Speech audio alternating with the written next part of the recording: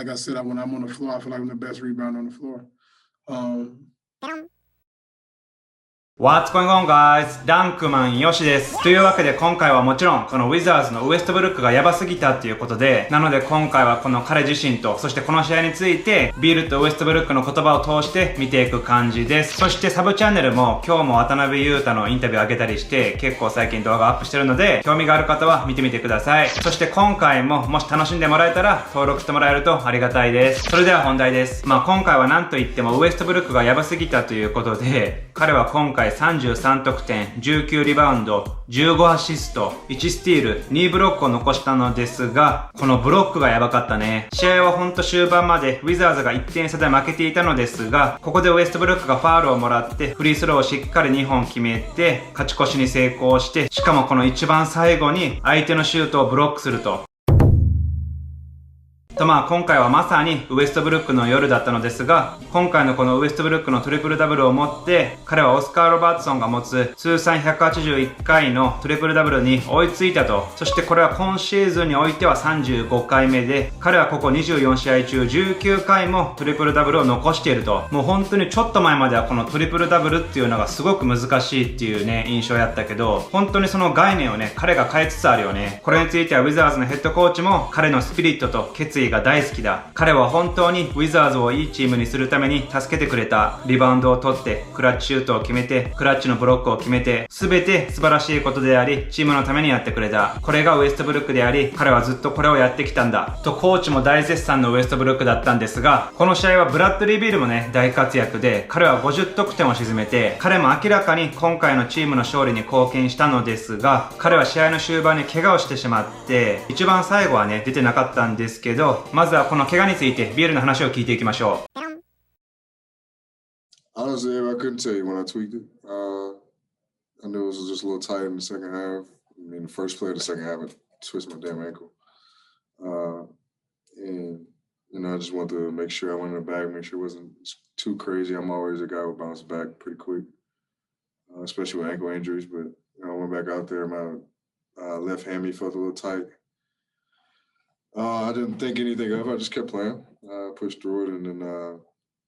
think the layup on McDermott at the end to put us at one, that kind of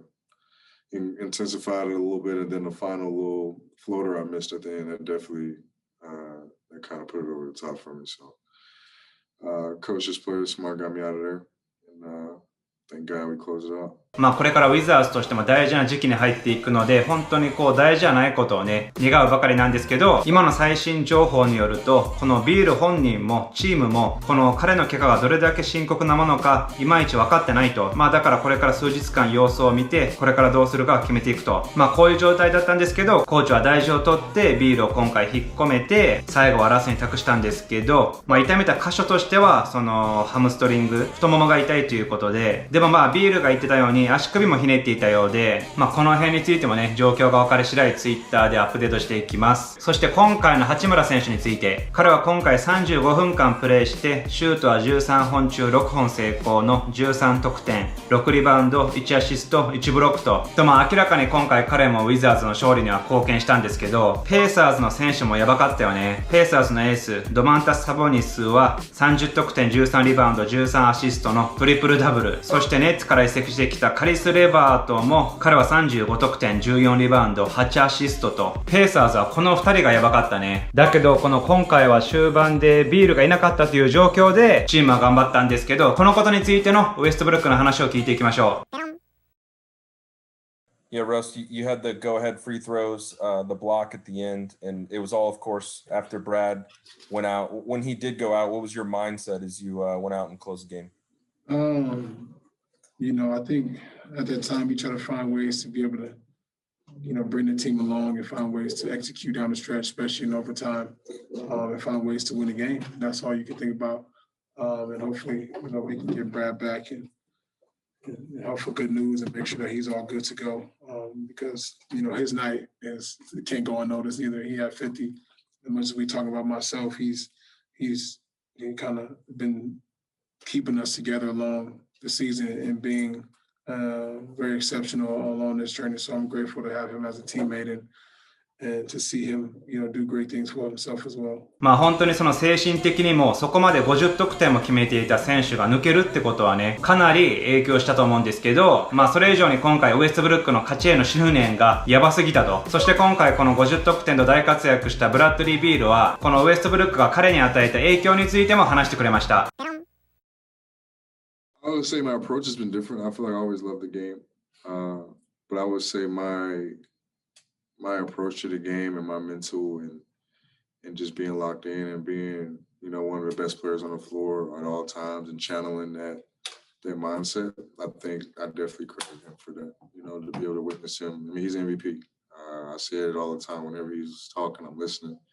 He's giving advice, I'm listening. And 'cause that's where I want to be one day. So it's just a matter of just constantly trusting your work, putting in that work, and the results speak for themselves. But I definitely credit a lot of my success this year to him, for sure. まあその八村塁もウエストブルックの彼に対する影響がね、かなりすごいっていうことを常々話してるんですけど、まあそれに関してはブラッドリー・ビールも例外ではないと、かなりね、ウエストブルックのことをリスペクトしてるみたいやね。そしてこのビールについても今回面白い記録があって、彼はここ82試合のうち71試合で25得点以上を決めていると。そして40得点以上の試合に関しては8回。今回もね、終盤怪我がなかったらワンチャン60点ぐらいいっとったかもしれんね。そしてそれに対してウエストブルックもトリプルダブルではないのですが、彼のダブルダブルの記録も今のところ32試合連続でやっていると。そして彼はこのトリプルダブルについても、この試合に勝つことについても、ルーティーン、習慣がとても大事だということを常々言ってるのですが、その彼の習慣に対しての考え方を聞いていきましょう。My parents, particularly my mom, because she always taught me to be on time, always taught me to be ready. Always kind of taught me to kind of make sure that I have, everything in order, and kind of everything else will fall in place. My parents did a good job of raising myself and my brother, and, I give them the thanks for making sure and creating that mentality in my mind of having to stay on the routine. And then as I got in the league, I was able to talk to the greats and Michael Jordan, Kobe Bryant, and understand what it takes to be great. And, having a routine, having something that you stick to regardless of good or bad, win or loss. Consistency is the hardest thing to do in this league, and I take pride in being one of the most consistent players, to even play this game. And, with that comes a lot of sacrifice, time away from my family and kids and people that are my loved ones. And, I'm grateful that they understand, the mission and understanding that I take my job very seriously. So it's a lot that goes into it, man. It's, and it's good to just kind of see it work out and play out for you sometimes. And sometimes it don't, but I always stay consistent and stay prayerful and having faith in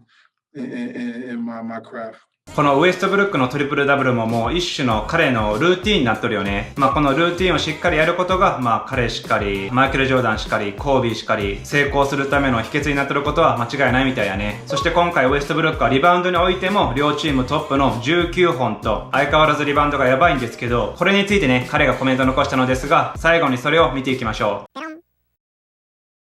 I don't know. I just go get it, Like I said, when I'm on the floor, I feel like I'm the best rebounder on the floor. And that's just what it is. 彼ガードやからね。まあこうやって選手がね、自分が何々において最強とか言うと、結構悶議されるパターンが多いんですけど、彼の場合はその実際に数字で示しとるからね。今回もこの試合で一番リバウンド取っとるし、そこが一番かっこいいよね。はいとまあ今回の試合に関しては以上なんですけど、今回もお題やりましょう。運動神経っていう点において、ウエストブルックは歴代で何番目にすごいと思いますか？もうこれは全ポジションひっくるめて、歴代ですごい人たくさんおるよね。マイケル・ジョーダン、アイバーソン、レブロン・ジェームスとかね、あなたが思う彼の順位をぜひぜひコメントしてください。そして今回もいいなと思ったら高評価もお願いします。はい、てな感じで今回以上です。ご視聴ありがとうございました。